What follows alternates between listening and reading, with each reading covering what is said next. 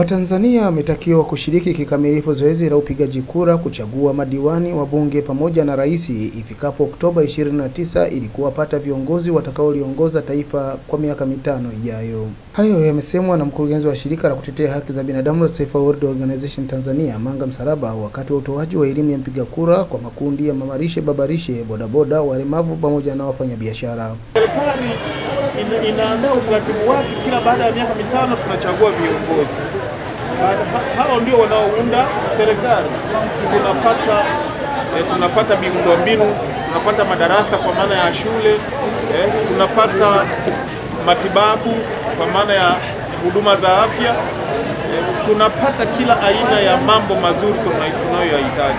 Kwa hiyo lazima tuwahi tupige kura kama tulivyojiwekea kikatiba. Ni jambo la kikatiba. Aidha, mkurugenzi huyu amewataka Watanzania kupuuza kauli za kichochezi zinazosambazwa kwenye mitandao ya kijamii kuzuia wananchi kutumia haki yao ya kikatiba kujitokeza kupiga kura katika uchaguzi mkuu.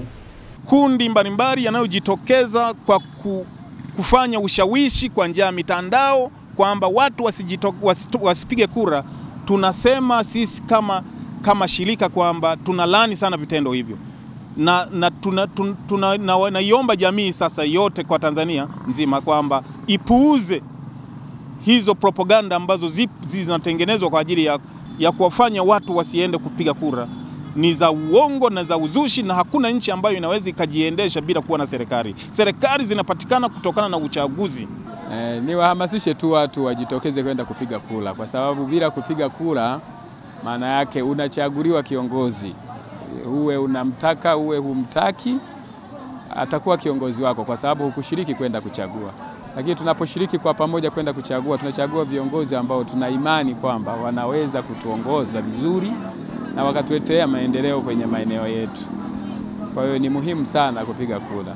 Baadhi ya makundi yaliyopewa elimu ya mpiga kura yamesema elimu iliyotolewa ni muhimu katika kuhamasisha jamii kujitokeza kushiriki uchaguzi mkuu wa Oktoba 29. Elimu ya juu ya kupiga kura nimeipokea vizuri, pia nimehamasika binafsi kwa sababu wametueleza sababu za sisi kupiga kura, kwa sababu sisi kama vijana hii ni haki yetu kabisa ya msingi, kwa sababu vijana ndio tunatakiwa tuchague viongozi kwa ajili ya kufanyaje ya maendeleo yetu wenyewe.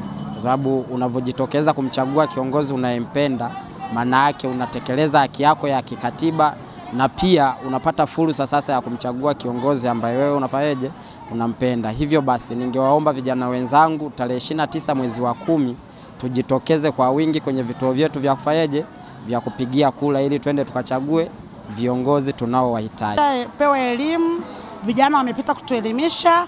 Siku ya tarehe 29 ni kwenda kupiga kura. Jamani, watu mjitokeze kwa wingi kwenda kupiga kura. Kila Mtanzania anatakiwa kapige kura kwa wakati. Tuamke asubuhi mapema twende tukapige kura. Mjitokeze kwa wingi, msilale majumbani. Tukapigeni kura jamani. Kila mwanadamu anatakiwa apate haki ya kupiga kura.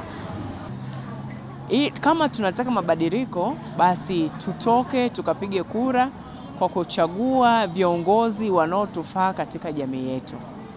Hivyo tufanye kwa kupiga kwetu kura tutafanya maamuzi yaliyo sahihi.